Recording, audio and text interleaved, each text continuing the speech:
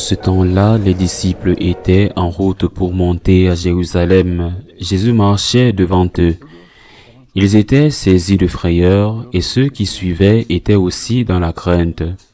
Prenant de nouveau les 12 auprès de lui, il se mit à leur dire ce qui allait lui arriver. Voici que nous montons à Jérusalem. Le Fils de l'homme sera livré aux grands prêtres et aux scribes. Ils le condamneront à mort.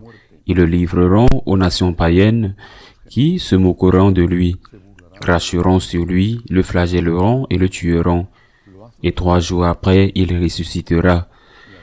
Alors Jacques et Jean, fils de Zébédée, s'approchent de Jésus et lui disent, « Maître, ce que nous allons te demander, nous voudrions que tu le fasses pour nous. » Il leur dit, « Que voulez-vous que je fasse pour vous ?» Ils lui répondirent, « Donne-nous de siéger l'un à ta droite et l'autre à ta gauche, dans ta gloire. » Jésus leur dit, « Vous ne savez pas ce que vous me demandez. Pouvez-vous boire la coupe que je vais boire, être baptisé du baptême dans lequel je vais être plongé? » Ils lui dirent, « Nous le pouvons. » Jésus leur dit, « La coupe que je vais boire, vous la boirez. Et vous serez baptisés du baptême dans lequel je vais être plongé. Quant à siéger à ma droite ou à ma gauche, ce n'est pas à moi de l'accorder. Il y a ceux pour qui cela est préparé. » Les 10 autres qui avaient entendu se mirent à s'indigner contre Jacques et Jean. Jésus les appela et leur dit, « Vous le savez, ceux que l'on regarde comme chefs des nations les condamnent en maître. Les grands leur font sentir leur pouvoir. Parmi vous, il ne doit pas en être ainsi. Celui qui veut devenir grand parmi vous sera votre serviteur. Celui qui veut être parmi vous le premier sera l'esclave de tous. Car le Fils de l'homme n'est pas venu pour être servi, mais pour servir et donner sa vie en rançon pour la multitude. » Acclamons la parole de Dieu. Le diable tentateur, nous affronte à chaque instant et nous soumet à la tentation, même dans les moments les plus importants. C'est ce qui s'est passé avec ces 2 grands, Jacques et Jean. Ils allaient à Jérusalem. Jésus savait qu'il allait mourir. C'était son dernier voyage à Jérusalem. Quel aurait été le cœur de Jésus? Il savait qu'il allait mourir. Et de quelle manière? Et il essaye de le leur expliquer pour qu'ils ne soient pas scandalisés le moment venu et qu'ils se souviennent comme il a dit qu'il va ressusciter.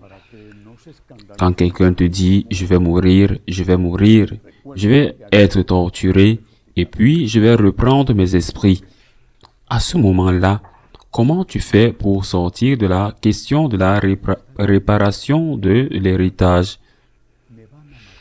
Ton père te dit, je vais me faire opérer, je vais beaucoup souffrir, oui, je vais mourir. Je te verrai au paradis. Et vous, à ce moment-là, ce que vous lui dites, c'est, voyons, qui a cette partie de la maison, qui a ce meuble, qui a ce tableau, que vous avez hérité de grand-mère, qui l'a. Mais, s'il vous plaît, qu'est-ce qu'il aurait dû faire? Qu'est-ce qu'ils auraient dû faire, ces 2-là?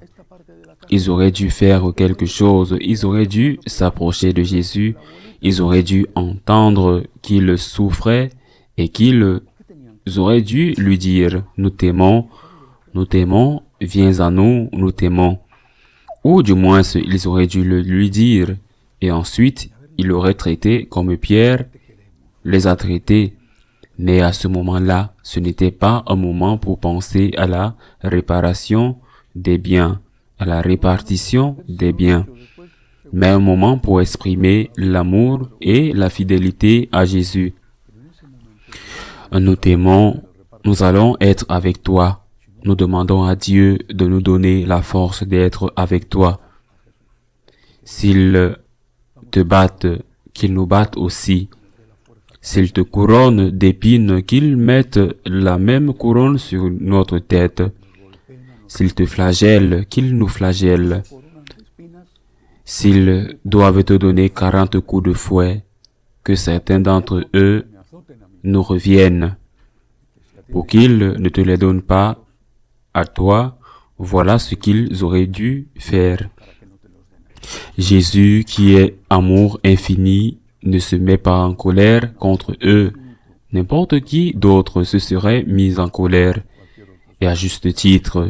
Et les autres, les 10 autres, n'étaient pas mieux, parce qu'au fond, ils voulaient aussi la même chose. C'est pour cela qu'ils se mettent en colère contre eux, parce qu'ils parlent de la répartition de l'héritage. Ils comprennent que ce n'est sûrement pas le bon moment, mais qu'eux aussi veulent être les premiers et les deuxièmes. Disons à Jésus, « Je vais être avec toi. Je vais être avec toi. Je vais être avec toi et je te demande ton aide. Je te demande ta force.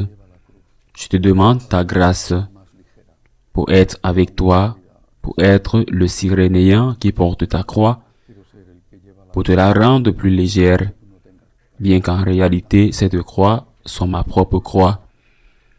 Je vais être celui qui porte ma propre croix pour que tu n'aies pas à la porter autant. » Et Jésus termine par cet enseignement pour tous ceux et pour nous. Vous savez, leur dit-il, que les grands de la terre oppriment leur peuple. Vous voulez être grands. Pourquoi faire? Pour régner? Il n'en sera pas ainsi parmi vous. Il n'en sera pas ainsi parmi vous, car ce n'est pas ce que j'ai fait. Quelques jours plus tard, ils entreront à Jérusalem. Dans quelques jours, aura lieu le dernier repas, et là, le Seigneur lavera les pieds des disciples et donnera le nouveau commandement. Ce sera, vous voyez, que j'ai fait, faites-le. Vous voyez ce que j'ai fait, faites-le à votre tour. Mais ici, il leur donne déjà cet enseignement. Je ne suis pas venu pour être servi, mais pour servir, car servir, c'est régner. Voulez-vous être les premiers? Jacques, Jean, Matthieu, Pierre, voulez-vous être les premiers? Soyez les premiers dans l'amour. Voulez-vous être les premiers? Soyez les derniers. Voulez-vous être les premiers? Par amour pour moi, servez tout le monde. Et quand c'est votre tour de servir, parce que c'est votre tour, pas même parce que vous l'avez choisi, mais parce que c'est votre tour, estimez-vous heureux. Quelle bénédiction! Quel grand amour, quel grand cadeau que de pouvoir faire le bien. N'est-il pas préférable de pouvoir servir, d'être utile, que de ne pas pouvoir et devoir à faire les choses à votre place? Aimer, c'est la grande bénédiction. Aimer. Le malade qui a besoin d'aide peut aussi aimer, mais aimer d'une manière ou d'une autre, c'est la grande bénédiction et c'est l'héritage que Jésus veut nous laisser. Voulez-vous être les premiers? Faites comme moi. Faites comme moi, aimez. Et en plus, celui qui aime non seulement imite Jésus, mais reçoit la joie d'aimer, qui est incomparable à la joie que peut donner le fait d'être servi. Et en plus, il y a toujours, nous ne devons jamais l'oublier, la promesse de la vie éternelle. Ainsi soit-il.